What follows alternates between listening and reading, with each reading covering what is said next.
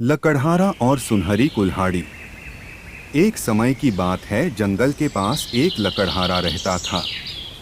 वो जंगल में लकड़ी इकट्ठा करता था और उन्हें पास के बाजार में बेचता था कुछ पैसों के लिए। एक दिन की बात है, वो एक पेड़ काट रहा था। तभी हुआ ये कि गलती से उसकी कुल्हाड़ी पास की एक नदी में गिर गई।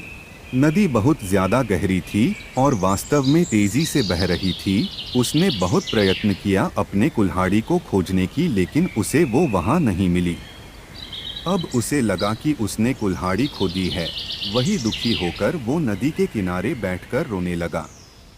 उसके रोने की आवाज़ सुनकर नदी के भगवान उठे और उस लकड़हारे से पूछा कि क्या हुआ। लकड़हारा ने उन्हें अपनी दुखद कहानी बताई।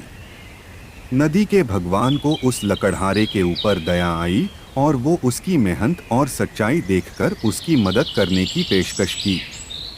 वो नदी में गायब हो गए और एक सुनहरी कुल्हाड़ी वापस लाया, लेकिन लकड़हारे ने कहा कि यह उसका नहीं है। वो फिर से गायब हो गए और अब की बार उन्होंने चांदी की कुल्हाड़ी लेकर वापस आए, लेकिन इस बार भी लकड़हारे ने कहा कि ये कुल्हाड़ी उसका भी नहीं है।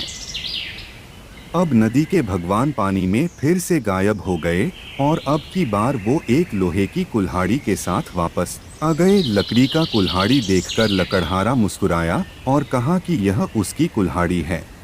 नदी के भगवान ने लकड़हारे की ईमानदारी से प्रभावित होकर उसे सोने और चांदी की दोनों कुल्हाड़ियों से भेंट किया।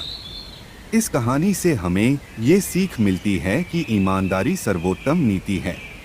सब्सक्राइब करें हमारे स्टोरी मास्टर चैनल को, लाइक करें, शेयर करें और बेल आइकन ज़रूर दबाएं नई नई वीडियो की नोटिफिकेशन के लिए। धन्यवाद।